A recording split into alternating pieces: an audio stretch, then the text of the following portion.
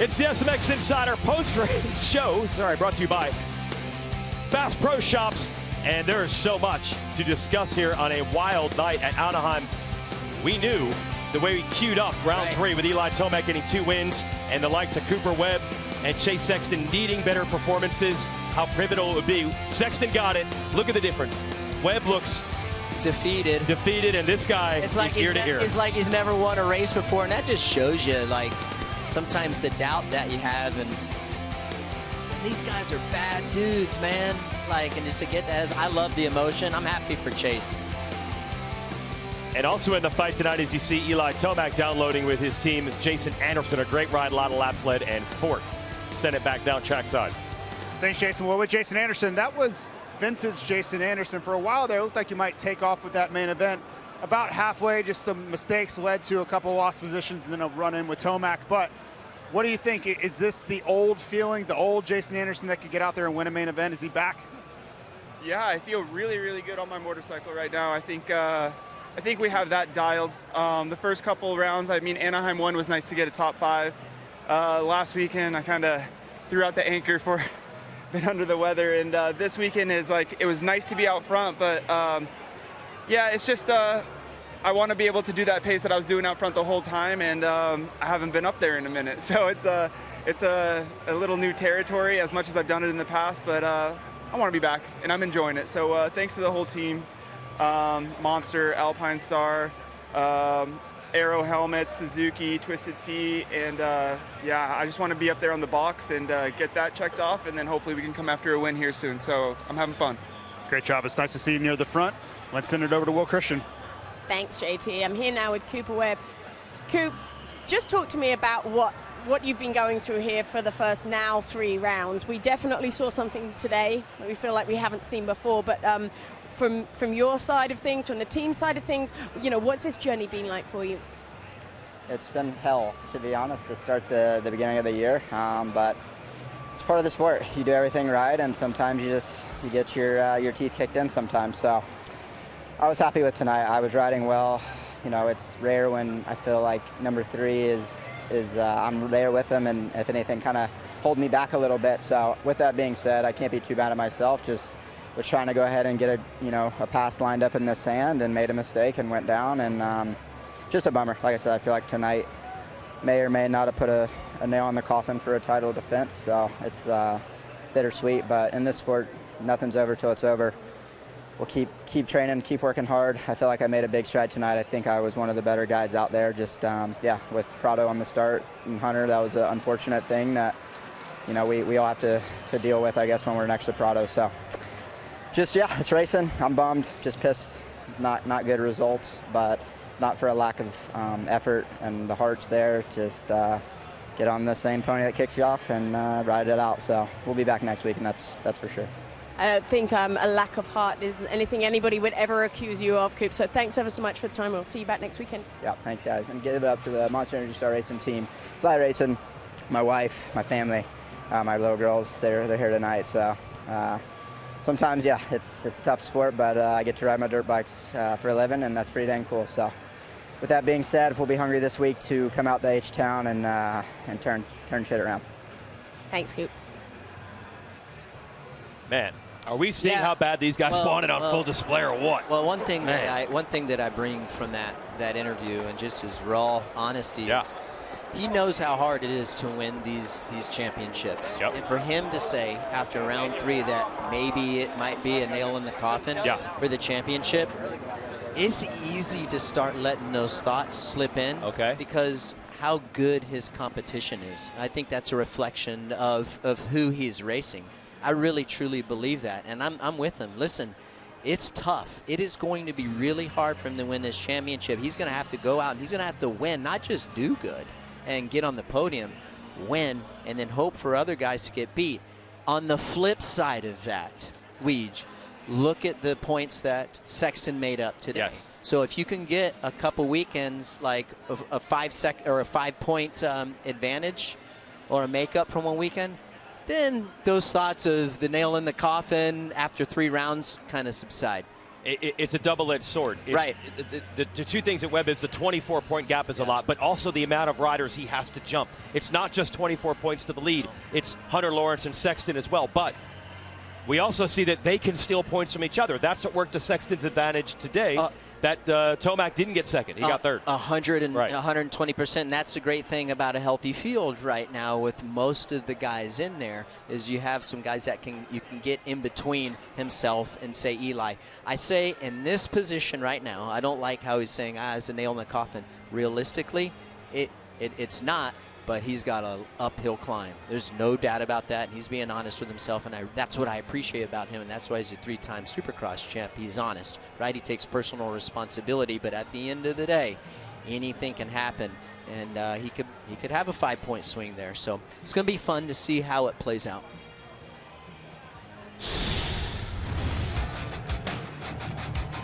These are the highlights of Monster Energy Supercross Round 3 from Anaheim. Eli Tomac just didn't seem, even in qualifying in the heat race, to have that same level of both. You almost see it in his face how the riding was going on the track. Yeah, I just thought, like, when I watched him in practice earlier today, and I told you this before we got going, he just seemed off a little bit. And not in a bad way. It just seemed like his timing wasn't as precise, and it's like he had no more to give. But great start here by Anderson. And listen, man, as far as Chase Sexton goes, we know this is what he's capable of. There's no doubt about that. He's the fastest guy out there on the track. Tomac making moves. This is for fourth around Malcolm Stewart. Wow, that got close. That's right. He had good intensity, but he just, if little stuff like the bike would step out a little bit, he'd over jump stuff, under jump stuff, and he didn't have that mojo that he's had the last 2 weeks. Is there an underlying problem? We don't know. Is it the end of the world? Heck no. Did the conditions cater to how well that bike works in hard, slick conditions? Absolutely. Sexton takes second away from Lawrence. They went back and forth a few times, and here's the pass for the lead on Anderson. Love to hear what Anderson had to say about he's feeling comfortable on the bike. Obviously, you could see that with your own eyes. But again, I like Chase's composure right here. Didn't get caught up in the hype. Didn't override his motorcycle, push it over the limit. He said that in his post-race show, and this is a reflection of that. And from there, Sexton locks down the lead. You see Lawrence and Sexton battling for third, and Sexton gets away. It's Lawrence and Tomac battling, and Tomac pours it on. Personally, myself, great pass by Eli, but man, Hunter Lawrence, I tell you what, he's sneaky, and I don't think that we give him the flowers as much as we should. I really don't think so. Just because, dude, he's a bad dude. I mean, an absolute bad guy. Great rider, I should say, Hunter. And he almost beat Eli this week, and he kept Sexton honest this week as well. So we have no reason to not think that he can win this championship. Yeah, Tomac tried to make a move on Anderson. It didn't work, and then Lawrence actually passed him. Then Tomac gets Anderson for a second time, and Lawrence gets away from them as Webb puts pressure on Tomac in a great fight for third. Overall, Webb goes down, but overall, as a whole, again, the championship isn't over. You got to go look big picture, and this was a huge turnaround. Now we know he can do Webb. it. That's right, even for Webb. Yeah, even though the result doesn't show in the way he wants. Sexton, about as emotional as you'll see him with a win, and this is the guy who usually does get very pumped over victories, but this is as pumped as I've ever seen him. Career win number 17 in the 450 division of Supercross. It meant a lot. Yeah, well, I love the honesty when you think about Vegas SMX playoffs was horrible. Gnarly crash. Switches teams. Then the first 2 rounds doesn't go the way that he wanted it to go. And then to come out here and have a dominant ride like this was strong. And to recover from a silly mistake in that heat race. That's right. Great fortitude there, Chase. Yeah, he led and went down, and then goes on to win the main event. Yeah. Anderson fourth. Webb, when he fell, lost another spot, so that's even worse in points for him. Joey Savacci, back-to-back great rides on the Quad Lock Honda. It's a privateer team, 5th and now 6th. Prado 7th. Roxon Hampshire and Cooper, top 10. Tough day for Ken Roxon. I had Justin Cooper doing a little bit better. Not sure what happened there. We'll have to dig into some tape to see exactly what happened, but I think he's a little bit better than that. Yeah, you mentioned Roxon. That's a big hit in points. He was down basically last early, and then he didn't get to use his customary early race speed. He's just gone the field at that point. And here's how it affects the Monster Energy standings. Roxon gets shoved back to 4th. Sexton leapfrogs him. Lawrence is down only 8.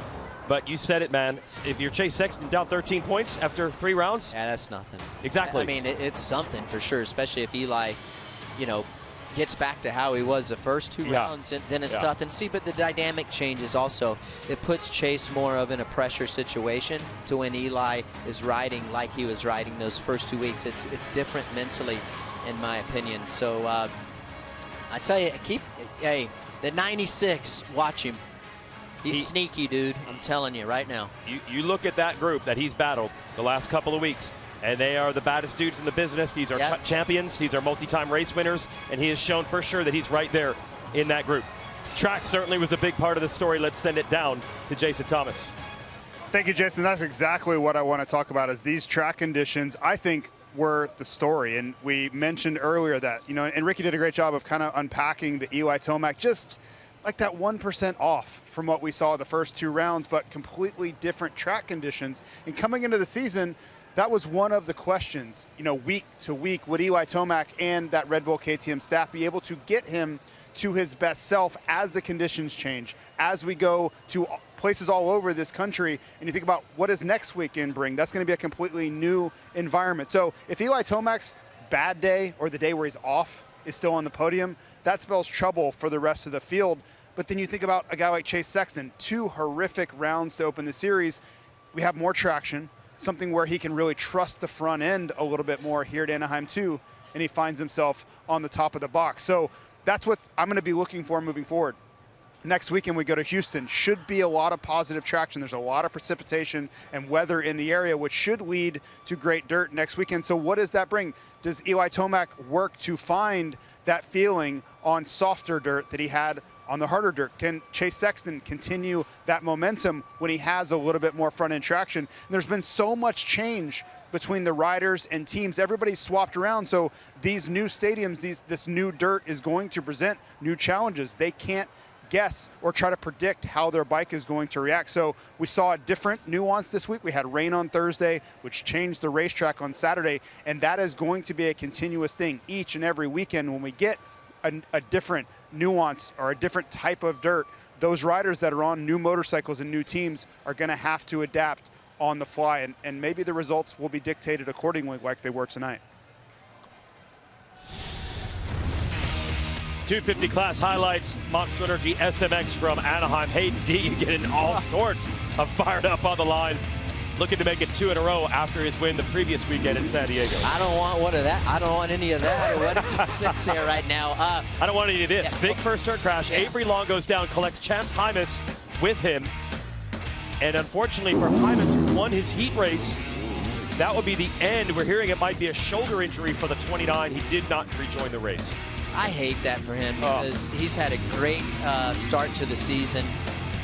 And man, for that just to go out, he's a challenger. Yeah, Levi Kitchen going down. He's going to exit the race as well, retire from the race. And it just, like, what is going on? Yeah. Hopefully he's going to be okay. And it just started off, it started bad in that heat race. Yeah, and the only rider that did have something to be happy about early was Michael Postman. He took advantage of all this pull away. You got Cameron McAdoo battling with Max Boland, but here comes Deegan. Yeah, comes up through the pack. Didn't seem like he had any problems. Some clean moves by these guys. He's going to get by Boland. Boland had a great night. That whole Club MX Yamaha team been doing a great job. I give a lot of credit because of that. And Chad Reed working with that crew. McAdoo getting by for position, using those long legs as leverage to get a better run, faster run into the whoop entry. Allows him to get past Max. Took a long time for Deegan to make a run on Mosman. This is 10 minutes into the race, a few minutes left, and he finally makes the move. He did. You see him slide his back tire in there, but he slid it into the rut this time. Okay. No surprise right here, but I like Hayden and how he was able to get into the lead. He just kind of let Mosman come back to him. He didn't, from my eyes, he didn't really push it too much. Ryder D, I tell you what, you want to talk about resiliency? Yeah. Stuck with it, continued to pressure McAdoo. McAdoo makes a little mistake, and that allows Ryder to finally make the position pass. And both of these riders, great job. Sure, McAdoo wanted to get the podium. Good effort, though. So Deegan going to make it 2 wins in a row now. Yep. 1 Anaheim, 2 also last year. So he's rolling in 250 West, and the rider he was battling early in the points, Max Anstey, had a bad start, went down, and actually Mosiman, in his best ride of the year, back-to-back podiums, is up to 2nd in the standings, and that's 2 podiums in 3 rounds for Di Francesco, who had not scored a Supercross podium in his career coming into this season. He's rolling, but yeah, as much as the headline is those top 3, you just got to be so bummed for Kitchen. Had that big endo you just mentioned there in the heat race, and for Hymas. Yeah, and those guys, the reason it's such an impactful race for them, because they were like championship contenders. Yep. And it's going to make it tough for these other guys to challenge Hayden now for the championship, because those are 2 guys that are well within, you know, the podium range and winning races range. It's going to be tough for guys like Anstey and Mosiman points perspective. That's right, and Anstey ends up 6th after off-track excursion and the bad start. So first race off the podium for the Englishman. And Deegan's definitely looking good now with the back-to-back wins. See the Monster Energy 250 point standings up to 9 now over Mosiman. It's 1, 2, 3 for the Yamahas. And Di Francesco 4th. Boland been solid all year. He is 5th in points. McAdoo did not finish the opener, and that's why he's back to 6th in points after 2 great runs the last 2 weekends. Hymas hoping for more information on that shoulder injury. The days to come, we'll see if he'll be able to compete in Houston. Same thing for Kitchen. Yeah. 7th and 9th. Hate it for you guys, man. Keep your head up. Yep. Keep your head up. It's the road to the SMX playoffs. It will end in September to Thunder Ridge Nature Arena. Here's the playoff schedule. After the Pro Motocross season concludes September 12th, historic True Stadium in Columbus, Ohio, Dignity Health Sports Park in Los Angeles, California, not too far here from Anaheim. Hopefully the packed crowd that was here hangs out there September 19th, and that Thunder Ridge Nature Arena outside of Branson, Missouri, September 26th. That's when the World Championship will be handed out. And there you get an idea of that spectacular venue. You're going to build the racetrack right there around that concert venue. Boy, it's going to be wild. That is going to be absolutely epic. I cannot wait to get there. Good times. 3 new venues for the playoffs, but it's about 9 months before we get there. Between then and now, we got Triple Crown racing coming up. And every time, I love it. You can say Triple Crown and you get an instant smile. I'm going to text you Triple Crown at 4 a.m. one time and see if it just pops you out of bed. It will. It will. I love the Triple Crown. Why? Because as soon as that first gate drops for the 250 class, that race is worth something, not just to make it to the main, but towards your final score for the overall. And again, it's not to take away from what heat races mean in a regular format, but in the races being condensed, you know, these guys can perform at that level, and like less guys get fatigued. I know it's more laps, but at the end of the day, these guys absolutely bring the heat, and it's going to be a lot of fun in Houston, and we're going to see. We're going to see. Well, to have it this early in the year, too, when you think about this field, okay, we know that Sexton, Tomac, Lawrence, Webb are good, but we saw what Anderson could do in a shorter race. Yeah. We know what Prado can do at starts. Yeah. There's so many guys that could mix it up in a Triple Crown format. Well, and there is another thing that I like about the Triple Crown format is that it really puts pressure on these guys, both 250 and 450, to execute every part of their game. It's 3 times that they have to get a good start. It's 3 times that they have to hit all their marks right. And that's what I like about it. So it's like a game of consistency. So I feel like championship guys really shine in these moments because you have to have kind of that championship mindset. They're going to have to because there's so much on the line right now. Here is the track map, courtesy of Yamaha Racing for Houston, RC. First time I've seen it. Well, first of all, I love going to these stadium-style tracks. We're going to be indoor. Now, the one thing I will say, looks very busy. Decent first corner right there. I think it'll allow guys to fade out. I don't think it's going to jam up too much. At least that's what I'm hopeful for. a lot of jumps, a lot of combinations. One thing to be mindful of, if I can bring myself back to the last time that we were there, I feel like that dirt isn't very forgiving. It gets sticky, but at the same time, it's not forgiving. So like if you come up short on the rhythm section or something like that, the bike might stick, you might go over the handlebars, something like that. So again, these guys are going to have to be precise. Timing is going to be important. And as far as the overall vibe of the race, I'm just looking forward to see how a guy like Eli responds, how a guy like Cooper Webb responds, and the same for the 250. Yes, because at round 4, it's still pivotal, man. These next couple of weekends can tell so much the story of a title. Here's how you can watch it: Peacock Everything Live or SMX Video Pass outside the United States. 1 o'clock Eastern Time, qualifying coverage begins, and then the Triple Crown gate drop begins at 7 o'clock. That's Eastern Time, and as always, the SMX post-race show presented by Bass Pro Shops will start as soon as the race ends, just like we did here at Anaheim. Well, the ET three-peat, it was on the line. Close. He held on for a podium, but yep, Hunter Lawrence second again, and Chase Sexton with his first win of the year, first win with Kawasaki, and Hayden Deegan keeps it rolling on a heartbreaker of a night for others in the 250 class, but overall, great racing, and we expect more of it in Houston. For Will and JT and RC, I'm Jason Wygant. See you in 7 days from Texas.